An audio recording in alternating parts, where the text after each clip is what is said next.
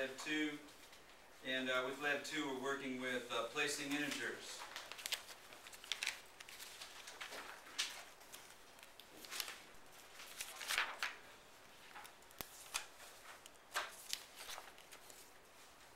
On the number line.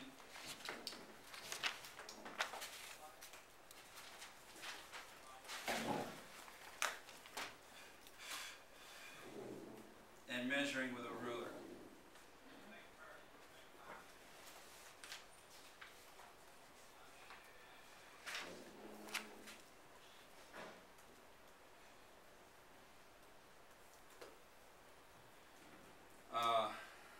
And to start with, here we have a number line.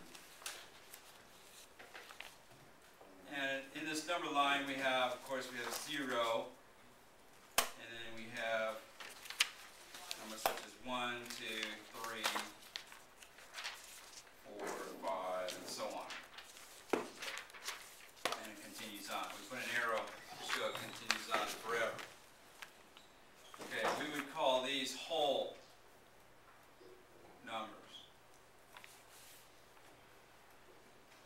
We call them whole numbers because they have a 0 in it, and then we have just positive numbers. Now, integers,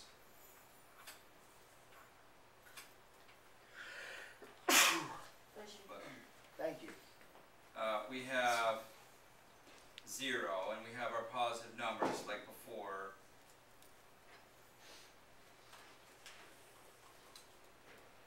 But we also have negative numbers.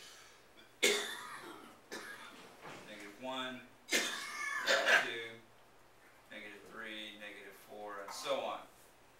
So the more negative you go, the lower the number is.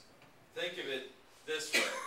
Let's say you have a checking account, and let's say you have $5 in your checking account, and let's say you see this item that's $9. Well, if you write a check for $9 and you only have $5 in the account, you're going to go in the hole. Yeah, $4, right? So that's going to be -4, right? So the more negative you go, the more in the hole you go, right? So the lower the number is. The more negative you go, the lower the number is. So if we were to say that we wanted to graph on the lab sheet, it says place a number on the number line, draw a dot. So let's say that we have here -2. So we want to draw a dot right there where the -2 is. And that's all you've got to do for that. But you got to draw a separate on the lab sheet. You have to draw a separate number line for each problem. Problems 1 through 4. So let's say this is problem 1. So problem 2, let's say it tells you to plot a point at 5. Well, you have to put your number line again.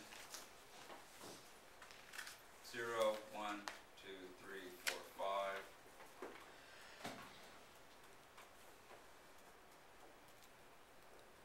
-1, -2.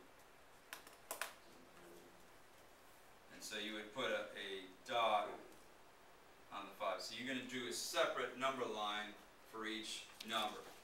Okay? Now,